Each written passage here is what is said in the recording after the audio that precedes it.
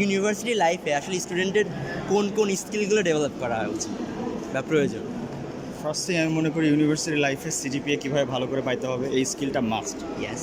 Teacher assignment দিলে অ্যাসাইনমেন্টের date অনুযায়ী অ্যাসাইনমেন্টটা করা, which will give you like একটা ফ্রেম দিবে, যে ফ্রেমে থাকা বা পাংচুয়ালিটি মেনটেন করে কাজ করা, রেসপন্সিবিলিটি নিয়ে কাজ করা।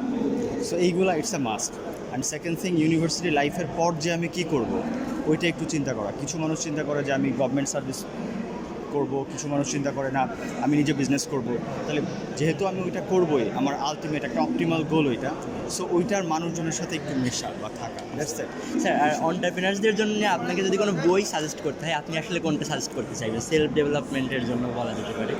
ওকে, অন্টারপ্রেনারশিপের জন্য আসলে অনেক বই আছে, তবে আমি বলবো যে যারা মানে যাদেরকে আইডল চিন্তা করা হয়, মানে in terms of professional, like অনেকে পছন্দ করে আমি গাড়ি নিয়ে কাজ করব, আমি রকেট সায়েন্স নিয়ে কাজ করব, তারা হয়তো বা এলন মাস্ক বা ওদের জীবনীটা পড়তে পারে, ওরা কীভাবে ওদের লাইফস্টাইলটা লিড করে, which lead you a practical life.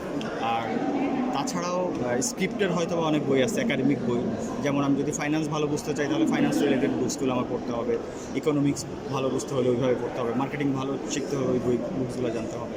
That's it. So specific কিছু নাই, but yes, chat GPT pilot করা বা গুগলটার লেভারেজ নেওয়াটা এটা সবচাইতে ওয়াইজ। Okay, thank you.